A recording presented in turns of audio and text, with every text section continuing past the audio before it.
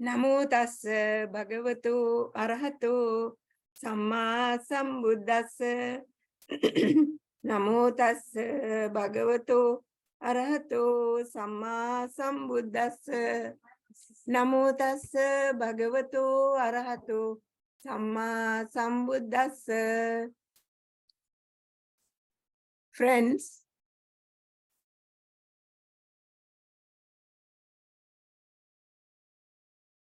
today, Saturday, 15th July 2023, we hope to study the Chachakka Sutta, or the 6 sets of 6 from the Majjhima Nikaya, number 148. Now, 3 cardinal or fundamental principles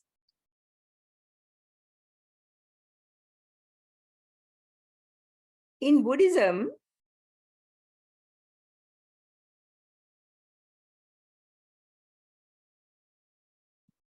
regarding the world are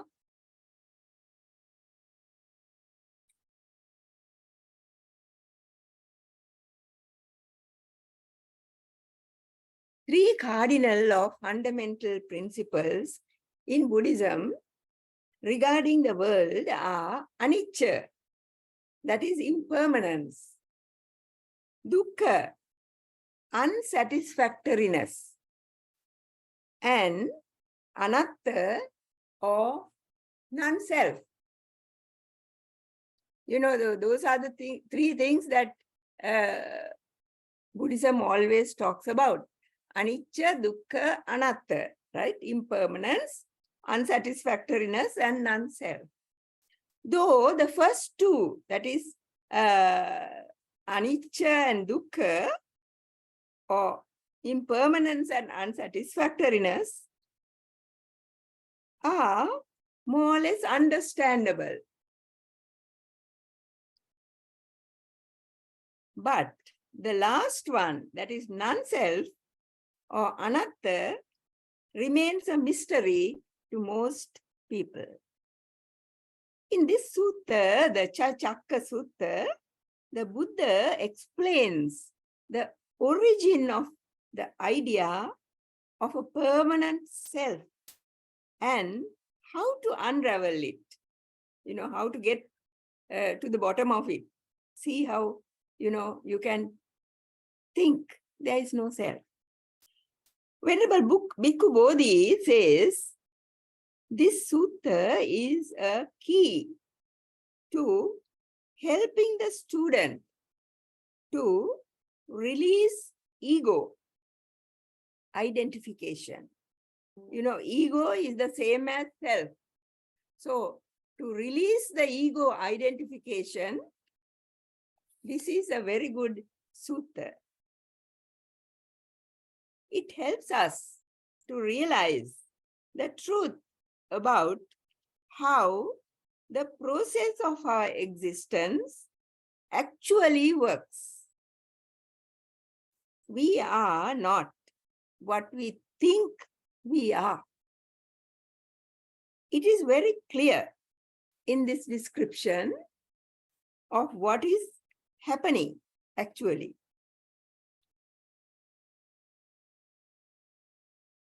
The Buddha says that we should understand what is actually happening within our body and mind. He says the 6 internal bases should be understood. The 6 internal bases are the eye, ear, nose, tongue, body, and mind. And the Buddha says the 6 external bases should be understood. Now, what are the 6 external bases? The 6 external bases are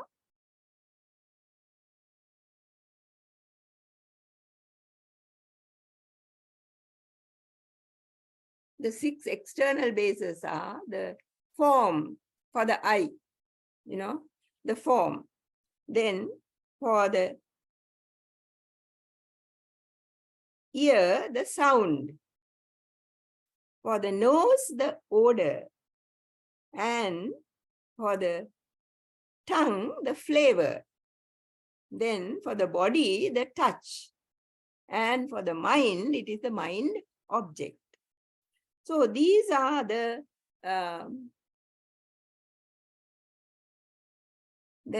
internal and external bases.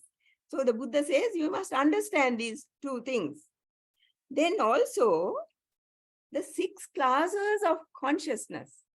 Now can you see everyone has six factors in each of these. The internal basis has 6. The external basis has 6. Now the consciousness also has 6. So Buddha says you should understand these. Then the 6 classes of contact, that also should be understood. And then there is the 6 classes of feeling, which should be understood. Then the 6 classes of craving should be understood. So Buddha is talking about the 6 classes of 6. There are 6 in each class, and there are 6 of these. As usual, the Buddha goes from what we see to what we cannot see. He takes each of these 6 divisions that we talked about now and analyzes them separately. Now, like in the internal bases, now when we talk of the internal bases, the eye, the ear, the nose, the tongue, the body, and the mind. These 6 are separately analyzed. Then he takes the external bases. That is, external means, the internal means what you get inside. The external means what you get outside. Now, what are the things that you get outside? That is, now they are also called arammana. Arammana. In Sinhala, we call aramuna. So, arammana, or they are called sense objects. Sense objects. So, now what are the sense objects? Now, the earlier internal means sensors, what we have. Then the objects of the sensors, that is form, sound, odor, flavor, touch, and mind object. These are the external bases.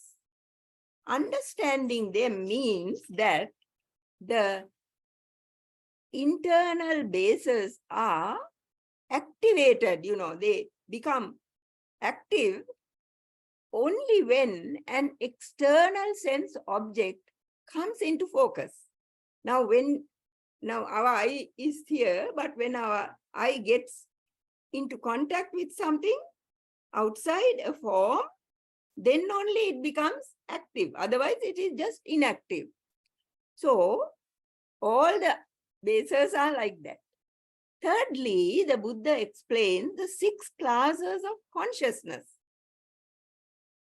Each time a consciousness arises, it happens depending on the internal and external bases. When the internal base, for instance, the eye, comes in contact with the object of the eye, then consciousness comes. Those 3 things have to come together for the eye to see. Now, there also the eye doesn't mean this eye. The eye, it is called the eye pasada, the chakku pasada. Chakku means the eye. The eye pasada, chakku pasada, that is something inside the eye which actually sees. This only sort of outside, it's outside. This is not what actually sees. So, it should come in contact with now this is the internal one, it should come in contact with the outside object.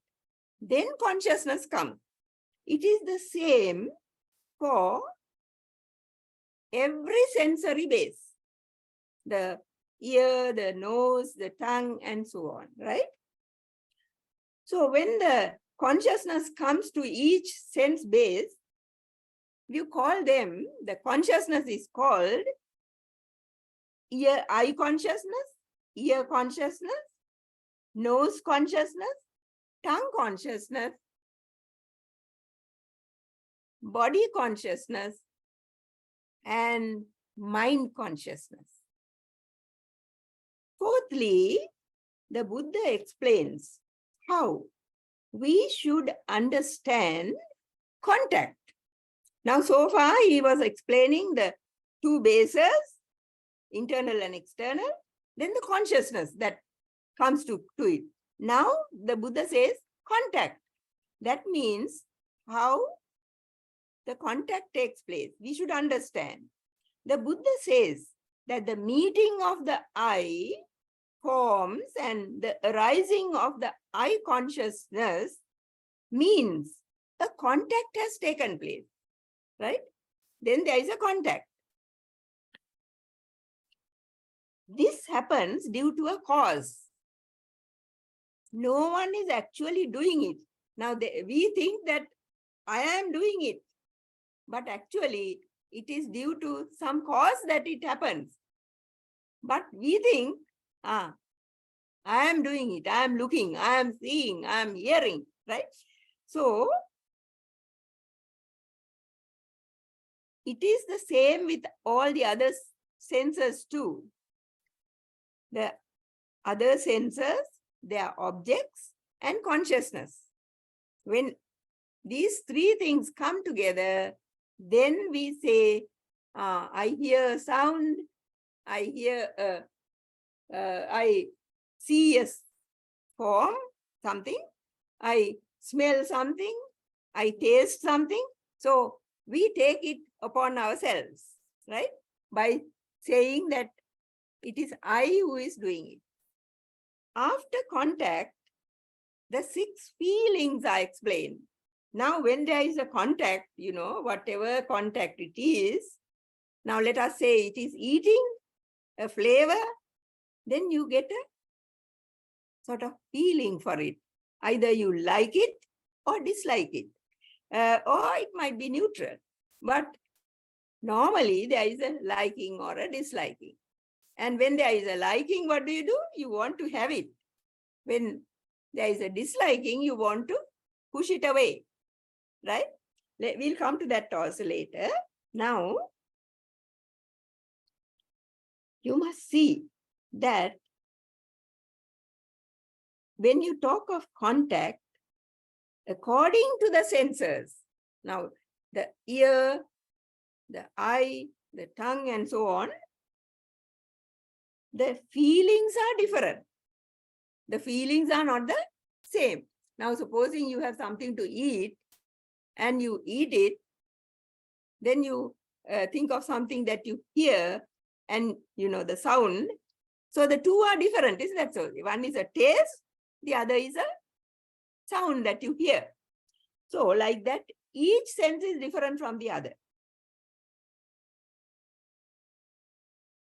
What is inferred is that none of these things are done by someone. As I told you now, actually we are not doing it. It is something that happens, right? They happen due to certain causes and conditions. Finally, the Buddha says, with feeling as condition, craving arises. Now, when there is feeling, what happens? Craving for something. Now, let us say it's something about to eat. Right? Now, if it is pleasurable and if it gives you a kind of happiness, you want to eat more. If it is not so, you don't want it and you want to throw it away.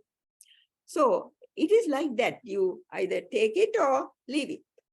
And all these things are done because we think I am doing it. So that is the difference. It is actually happening due to a kind of cause. Now, even if we eat also, because we are hungry, we eat, right? So anyway, now let us go on. After explaining the 6 sets of 6, the Buddha takes the argument to the idea of self. Now we come to that idea of I, me, and mine, self. He says that if anyone says the ear is self, now let us say we think the ear is myself. That is not acceptable. Why? Because it arises, it arises means it happens, and then it falls away immediately like. Now, do you hear me? No. You heard me say something, then it falls away, right? So, it's not the physical ear that is referred to here, but the sota pasada, just as I said about the eye, the chakku pasada, chakku means the eye, sota means the ear, right? So sota pasada means there is something within the ear that hears, right? You know that, I think all of you know about that. That is why I took the example of ear and not the eye, though eye also is the same. It's not this eye that you see that actually sees. So now, what it means is that the sota pasada is there and it makes the sound, hear, make us hear it. What it means is that this faculty cannot be externally controlled. We cannot control it externally. It is compared to an echo of a bell or something. The Buddha's argument is derived from the principle of non-self and impermanence. Now, can you see the two things are brought together, non-self and impermanence. Now, for example, whatever is self, Buddha says, whatever is self must be permanent. But it is seen that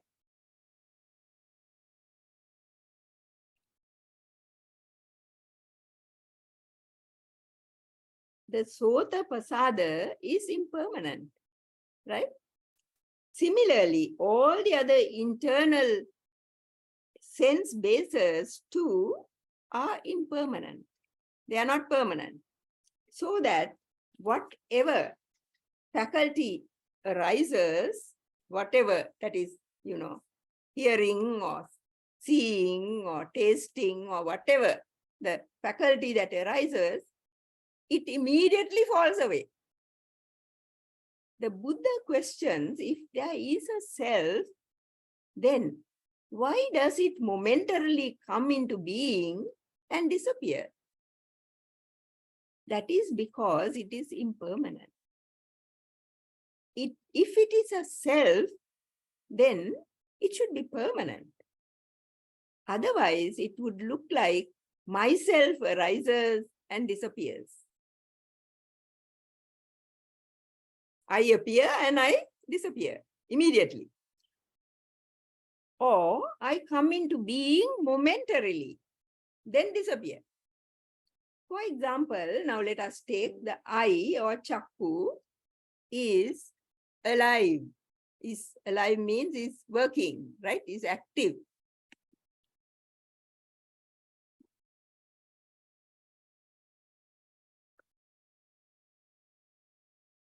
Only while the mind is processing the input from the physical eyes. Now, this is the physical eye, right? From the physical eye, the input is given to the chakku pasada. Then that is processed in the mind. And what happens? The eye is alive, that chakku pasada is alive, only till it processes. That is why the Buddha says it comes and then it rises and then it falls away. Therefore, only one internal, internal base, sense base is called the ayatana. Now, only one internal sense base or ayatana is alive at a given moment. Now, at this moment, what is alive in me? Only the sound, right? Now you will see that my eye also sees, but these two don't happen at the same time. We think it is happening at the same time, but they are not. They come one after the other, but so quickly, right? So let us see now. The input does not come to the mind as a continuous stream, but it seems that we experience them at the same time, since the mind processes all inputs very quickly. Now, when you are looking at me and, and hearing me, you think that you are hearing and seeing at the same time. That is because the mind is working so quickly. But actually, one follows the other. Right? So,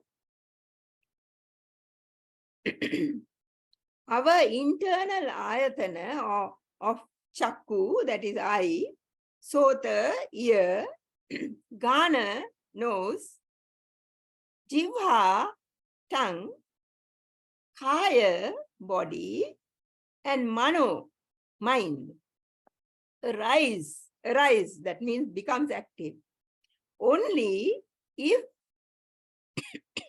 a corresponding arammana or object appears. Now, if only there is a form, our chakku is active. Only if there is a sound, the ear is active. Now, like that, each one is active only when there is the object that comes into focus.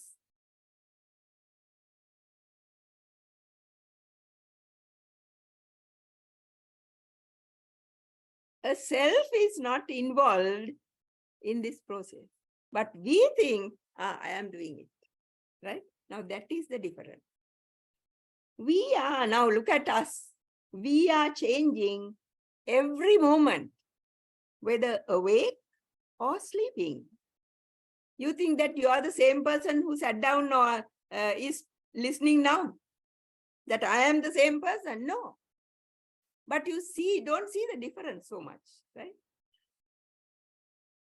If we look closely, we'll notice that the hair on our head, the skin, the cells in our bodies, and even our thoughts, likes and dislikes, moods, memories,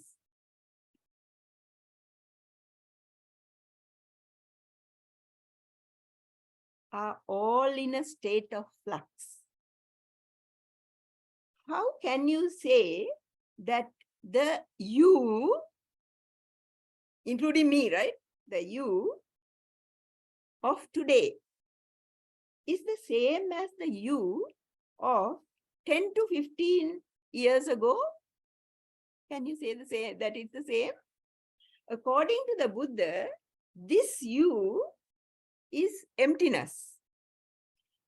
For you refers not to any permanent substance, but it's only an easy way out to point out an ever-changing process, always changing process, to point it out, Yeah, now I am called Sudinna. There might be other names. Now, all of you have names, right? So all these things are done. Why? To for easy communication, right? So, to point out an ever-changing process that we call you. For example, now let us take an example. If we see a pile of sand, now say, let us say now there is a pile of sand at the back of the yard. There is a pile of sand. Now this pile of sand, we can call a heap or a mound, right? Now that is easy to understand. You understand at once when you say there is a heap of sand. But really speaking, it will contain thousands of grains of sand, heaped one above the other. Isn't that so? So, if all the sand, that sand is removed from there, there will be nothing there. Our self too is similar to this heap of sand.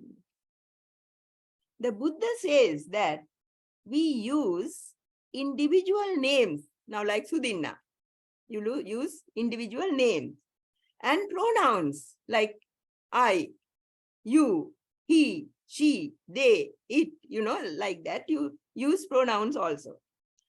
We think we are referring to persons when we say that.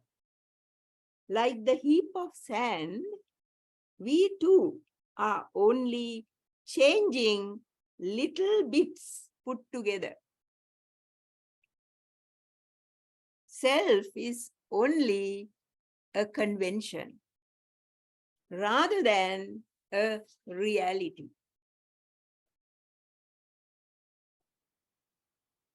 The Buddha says that, really speaking, we deceive or trick ourselves with this defective view of reality.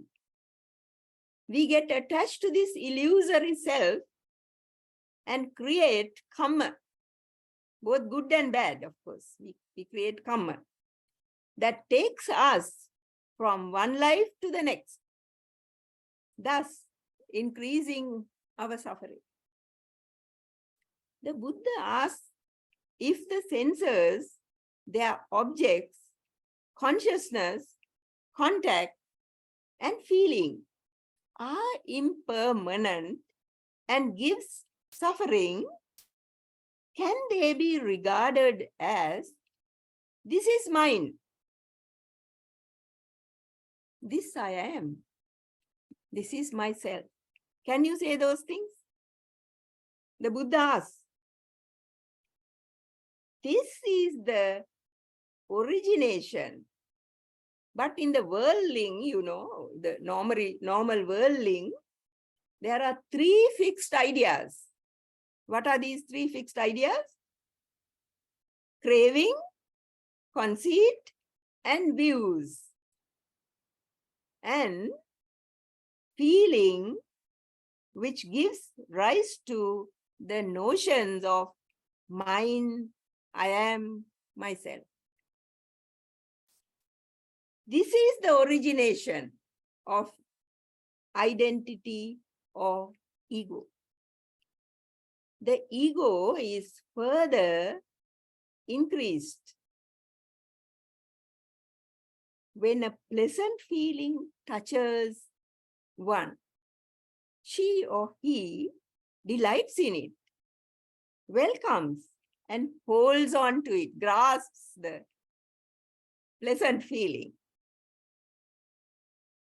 Then what happens? The underlying tendency, which is called anusaya, to lust, the underlying tendency to lust, it is called anusaya, right? Now, what happens? That anusaya comes within one. It is there already, right? Anusaya is there. It is dormant, in a dormant way, right? But when you get that feeling of delight, it comes up to the surface and you jump up and you laugh and you, you smile and you say things, right? All kinds of things. So That is because the underlying tendency has come up. Then what happens? The ego is further increased when a pleasant feeling touches one, right?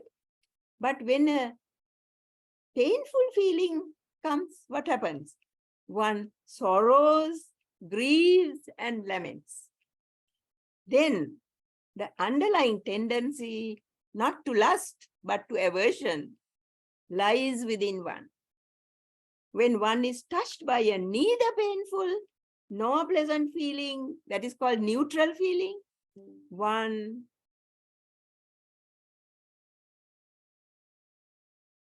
doesn't understand it. Not like the earlier two, you see. One doesn't understand it, and the underlying tendency to ignorance lies within one. The Buddha says that if one does not delight in a pleasant feeling and does not grieve over a painful feeling, and when touched by a neither pleasant nor unpleasant or painful feeling, one understands it. One understands this is a neutral feeling, right? As it actually is, you see, and sees how it comes, the origination. Then he or she can see the disappearance, how it comes and disappears. And also that if it is a pleasant or, somewhat good feeling, then there is some kind of gratification. Then also there is danger in holding on to it and how to escape from it. All these things, and if one knows, then you can escape from it. Then you don't get the underlying feeling of lust or aversion or ignorance.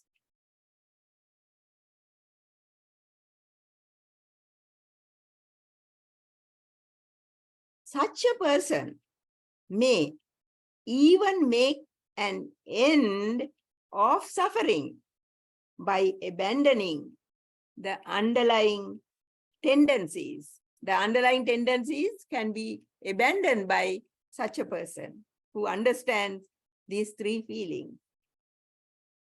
When one becomes aware of the nature of impermanence, that all experiences change, the need to take action, react immediately, may not be necessary. A meditative training of the mind is essential in order to realize the unwholesome and unskillful reactions to these tendencies.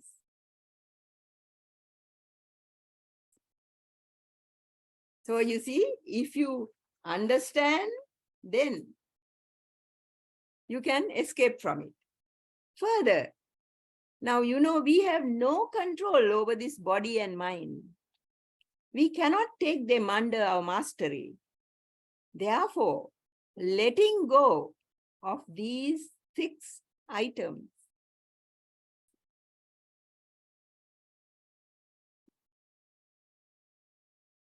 by thinking, this is not mine, this I am not, this is not myself, we can find peace, knowing you are on the right path, that is the Noble Eightfold Path.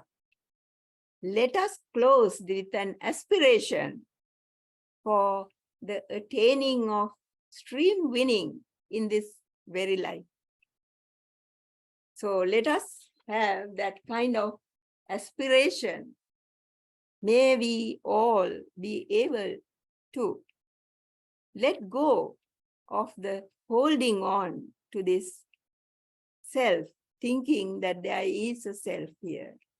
And then we will be able to attain stream entry, sotapanna. That is, the Sakkaya Ditti is what we have to get rid of. Okay.